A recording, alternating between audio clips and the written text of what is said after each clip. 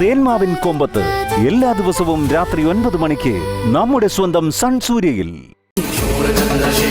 ആദ്യം കുറച്ച് ബുദ്ധിമുട്ടൊക്കെ തോന്നുമെങ്കിലും ശീലിച്ചു കഴിയുമ്പോൾ എല്ലാം ശരിയായിക്കോളും. അപ്പൊ കാണാവേ.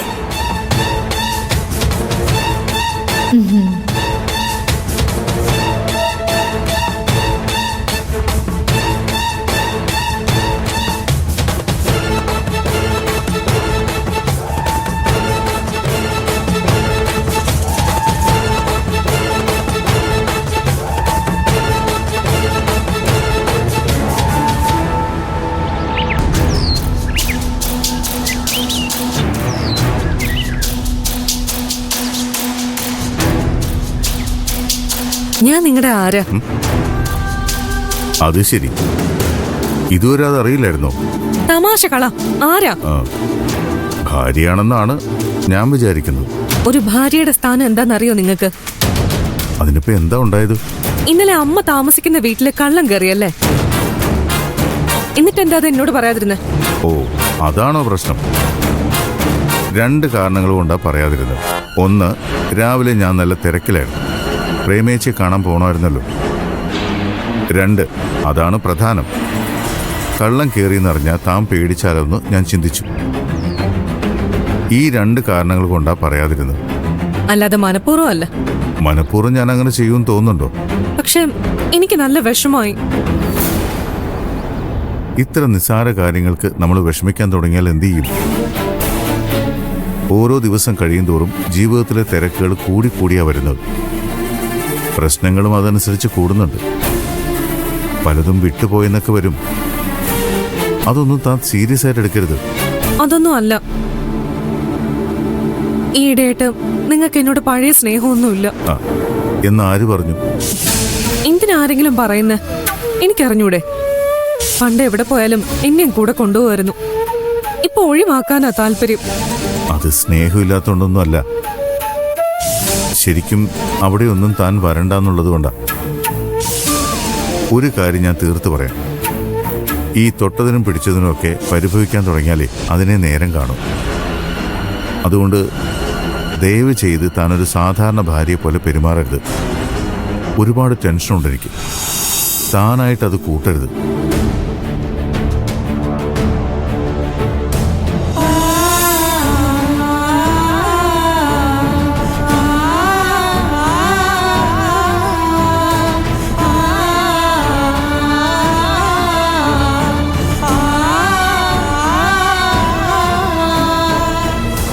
ചന്ദ്ര വന്നപ്പോ സത്യം പറഞ്ഞ എനിക്ക് നല്ല പേടിയുണ്ടായിരുന്നു.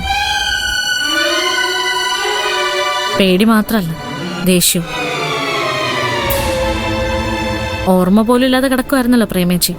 പ്രേമേച്ചിയുടെ അവസ്ഥ കണ്ട് സന്തോഷിക്കാൻ വരുവാണെന്ന് ഞാൻ വിചാരിച്ചത്. അതെ, അതിന് തന്നെയാ വന്നത്. അതിന് നിന്നെ കണ്ടപ്പോ ചേച്ചിയുടെ മുഖം മാറിയല്ലോ, നിന്നെ തിരിച്ചറിഞ്ഞല്ലോ. മരുന്ന് ഫലിക്കാൻ തുടങ്ങുന്നു എന്നുള്ളതിന്റെ ലക്ഷണമല്ലേ അത്? എന്ത് ഫലിക്കാൻ തുടങ്ങുന്നു? മരുന്നോ? ഒരിക്കലുമില്ല. ഇത് രക്ഷപ്പെടാനൊന്നും പോകുന്നില്ല. എടി, അത് നീയല്ല തീരുമാനിക്കുന്നത്. നിങ്ങളൊക്കെ ഉണ്ടല്ലോ വിഡ്ഢികളുടെ സ്വർഗത്തില്. നിങ്ങൾക്ക് ശരിക്കുള്ള അസുഖം എന്താണെന്ന് ഇതുവരെ മനസ്സിലായില്ലേ? ഇത് ഓർമ്മക്കുറവൊന്നുമല്ല, ശുദ്ധ ഭ്രാന്ത. അല്പം പോലും ഔചിത്യമില്ലാതെ പോയല്ലോ നിനക്ക്.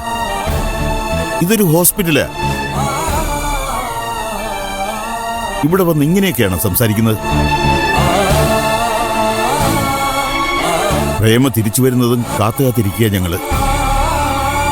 ഞങ്ങളോട് ഇങ്ങനെയുള്ള വർത്തമാനമാണോ പറയേണ്ടത്? ഞാൻ സത്യം പറഞ്ഞു. ഈ നിൽക്കുന്നവളെ പോലെ എല്ലാവരും സുഖിപ്പിച്ച് സംസാരിക്കാനൊന്നും എനിക്കറിയില്ല. ഇനി എന്റെ മെക്കിട്ട് തെറിക്കോ?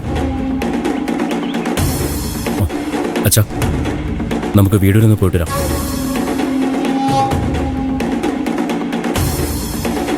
ദേവിക ഇവിടെ ഉണ്ടാവില്ലേ?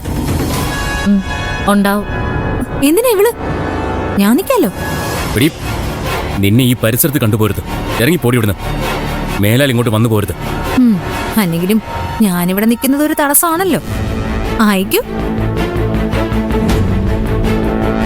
ഞാൻ എന്നെ എഴുതി തള്ളിയ കേസായത്.